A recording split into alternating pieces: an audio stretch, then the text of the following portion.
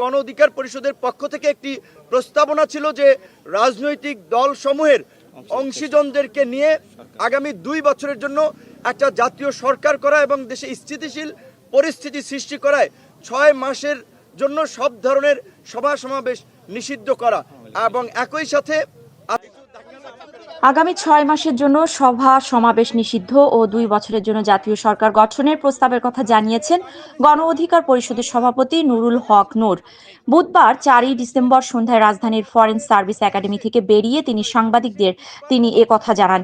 এদিন বিভিন্ন রাজনৈতিক দলের সঙ্গে সংলাপ করেন অন্তর্বর্তী সরকারের প্রধান উপদেষ্টা অধ্যাপক ডক্টর মোহাম্মদ ইউনুস। পরে নূর বলেন, বাংলাদেশের রাজনীতিতে আজ একটি নতুন অধ্যায় রচিত হয়েছে। এই সরকার একটি সর্বদলীয় সভা করেছে, তা বাংলাদেশের রাজনীতিতে দৃষ্টান্ত হয়ে থাকবে।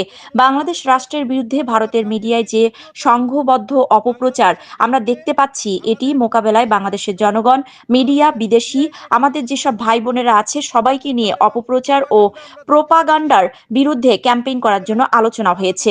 জনগণ, বাংলাদেশের গণমাধ্যম এবং বাংলাদেশের ডায়াসপোরা কমিউনিটি যারা বিভিন্ন দেশে ছড়িয়ে আছে এবং আমাদের আন্তর্জাতিক গণমাধ্যম সহ বিভিন্ন খ্যাতনামা প্রতিষ্ঠানে যারা কর্মরত, তাদেরকে নিয়ে সোশ্যাল মিডিয়া, মেইন স্ট্রিম মিডিয়ায় এই অপপ্রচার এবং প্রোপাগান্ডার বিরুদ্ধে একটা সঠিক ক্যাম্পেইন করার জন্য আলোচনা হয়েছে।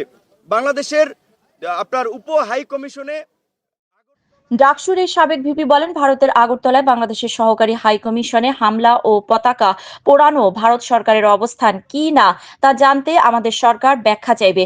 যদি ভারত আমাদের সঙ্গে বন্ধুত্বপূর্ণ সম্পর্ক এগিয়ে নিতে চায়, তাহলে সরকার ও রাজনৈতিক দলগুলোর পক্ষ থেকে সে ধরনের আপ্রোচ হবে।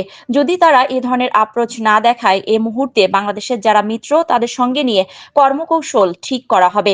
তিনি আরো বলেন, আমরা মনে করি সামনে আরো নতুন নতুন চ্যালেঞ্জ আসবে।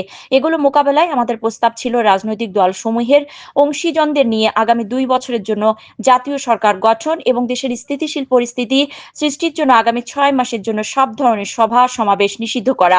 একই সঙ্গে ঐক্যবদ্ধতার প্রতিফলন হিসেবে জাতীয় পতাকা অথবা শান্তির পতাকা নিয়ে কর্মসূচি পালন করা। বাংলাদেশের সামনে এ ধরনের আরো নতুন নতুন চ্যালেঞ্জ আসবে।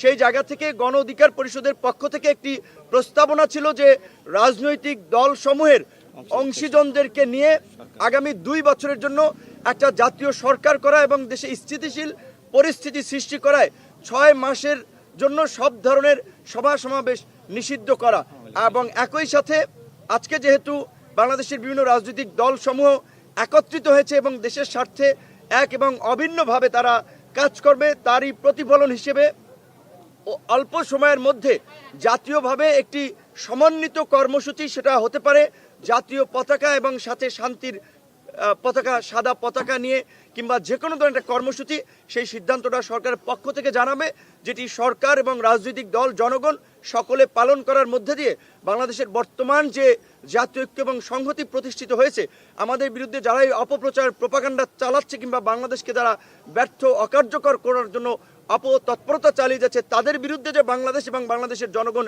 এক, সেটি জানান দেওয়ার জন্যই একটা অভিন্ন সমন্বিত কর্মসূচি পালনের সিদ্ধান্ত হয়েছে। ধন্যবাদ।